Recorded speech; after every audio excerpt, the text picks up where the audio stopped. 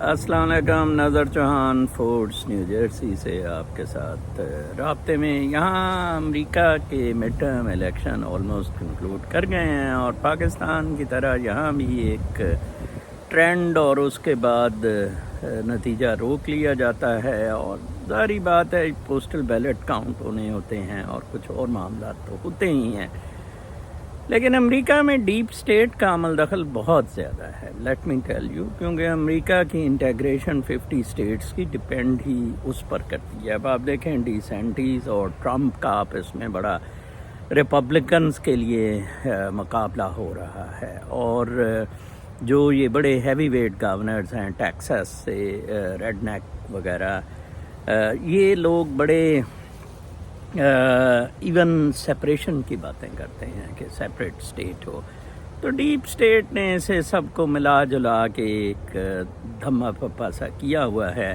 میں امریکی deep state کو compare to Pakistani deep state تو خیر فرشتہ سمجھتا ہوں۔ تو انہوں نے کانگریس تو دینے کے لیے تیار ہو گئے، وہاں بھی 10-15 کی ایج تھی، لیکن خیر وہاں اچھی لیڈ ہے ریپبلکنز کی۔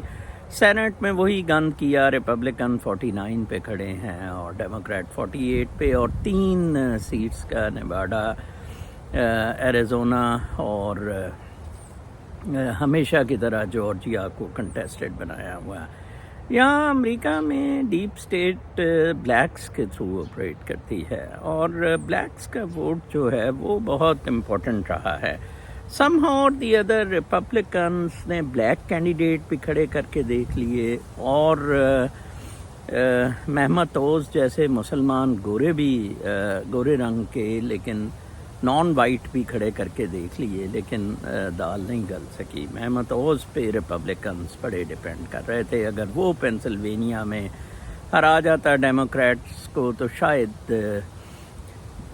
سینٹ ریپبلکنس کنٹرول کر جاتے، لیکن میرے خیال کے مطابق وہاں اسٹیبلشمنٹ کا رول نہیں رہا ہے۔ فیلاڈیلفیا میں بلیک زیادہ ہیں، بلیک ووٹ فیٹرمین کے لیے گیا، تو اس لیے لیکن اب آ کے ڈیپ سٹیٹ نے اس کو روکا ہوا ہے، اور بالکل جس طرح ایل گور کے وقت اور جس طرح ٹرمپ کے وقت اس ڈیپ سٹیٹ نے کیا، تو ابھی بھی وہی معاملات ہیں۔ سینٹ ایون پہ آ جائے گا میرے خیال میں 50-50 پہ، اور کمالا ہیرس وائس پریزیڈنٹ کا ووٹ ٹائی ووٹ ہوا کرے گا، تاکہ ان کو پوری بھی لفٹ نہ دی جا سکے۔ پاکستان میں ڈیپ سٹیٹ کے معاملات بھی کچھ اسی قسم کے ہیں، لیکن بہت گندے۔ وہ امریکی ڈیپ سٹیٹ کے تابع تو ہے، جیسے ملٹری چیف کی یہ جو پوسٹنگ کا معاملہ ہے، یہ امریکی ڈیپ سٹیٹ کے تابع ہے۔ کل میں نے ایک ٹویٹ کی تھی کہ امریکی ڈیپ سٹیٹ فیض حمید کو چاہتی ہے، روس، چین،